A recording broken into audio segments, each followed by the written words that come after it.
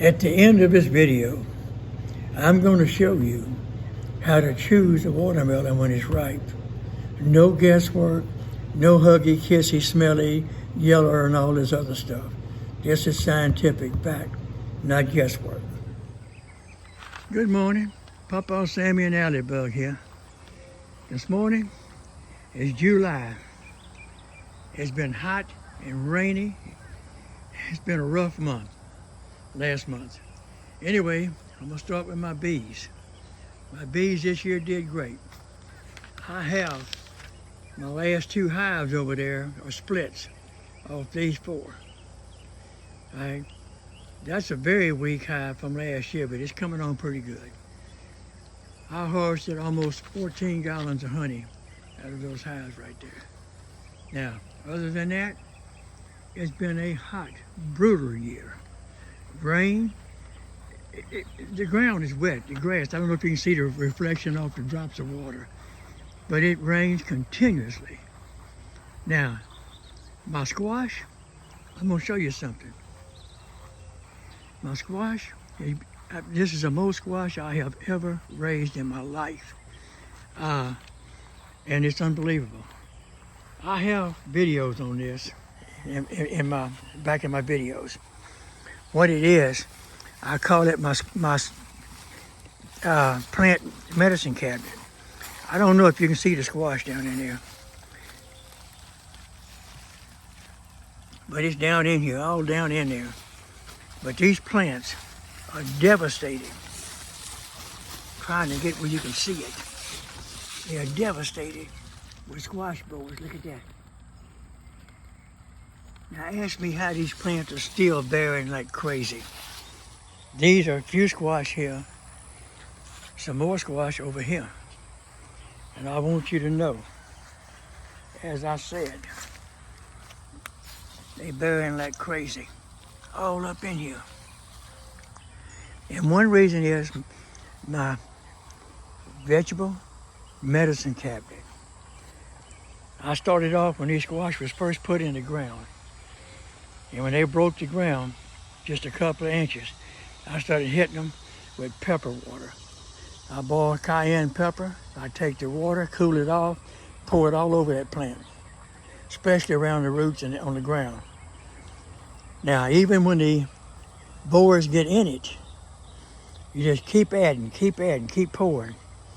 And over a period of time, they'll rehatch and you re-kill them. And it just continues. Now here's the thing that really hurts. Look at my tomatoes. You want to leave them on the bush and get every bit of sweetness out of them you can. With all this rain, that tomato is split. That one over there is split.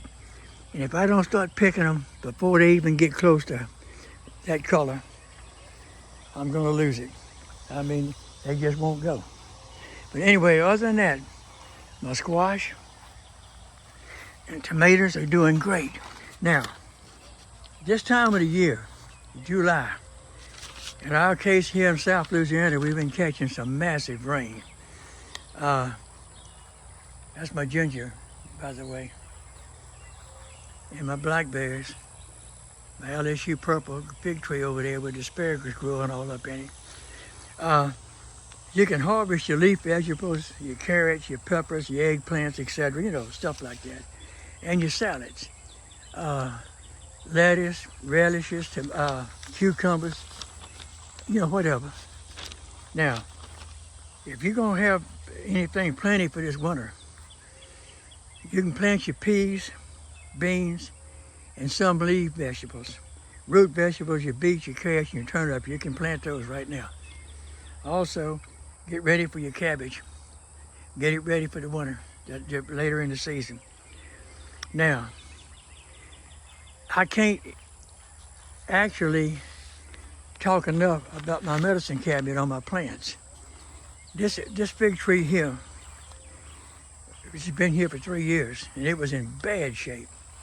Well, I started early in the season, hitting it with peroxide and around the roots and on the leaves. It had dark black spots on the leaves. Look at it now. It's starting to bear like crazy. So, I mean, I don't use around my plants. I don't use like Roundup. You see this dead stuff? That's vinegar and salt. I'm in a raised bed, so the vinegar and salt can't hurt that bed. Now, around my bees, and I get this every year. You've been spraying Roundup around your bees? Look, the grass is dead. No, ma'am. No. Vinegar and salt. Straight out the jug and out the box. Mix it and start spraying. Got to do it pretty regular, but it keeps the grass down. Now, like I said, plant to your climate is your best thing to do. If you plant to your climate, you are more likely to be successful. But this has been a very unusual year for me. Too much rain. Like and subscribe, Pawpaw Sammy. Now, along with my cabbage, my squash, I planted my watermelons. It's just Barbara and I, Bobby and I. So we don't need much. 3 tomato bushes, 6 squash plants, you name it. I don't plant a garden. I plant just enough for her and I to put some in the freezer and enjoy fresh vegetables. Now on your watermelons, you hear all kind of funny stuff. Man, look at the yellow on the bottom, thump it, kiss it, smell it. People, keep it simple. You get down there close to your melon, and if you'll notice, let me find a good one here. If you'll notice, right there, you see that little twisted curly tail? That little curly tail is a sprout.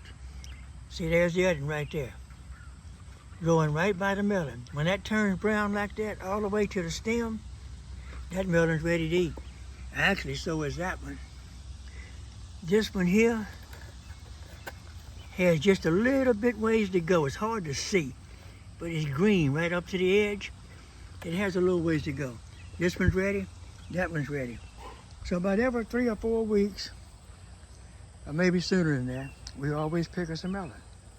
But it's just a matter of, forget all this yellow, thump it, kiss it, and smell it. Just look at the vine, it'll tell you when it's ready.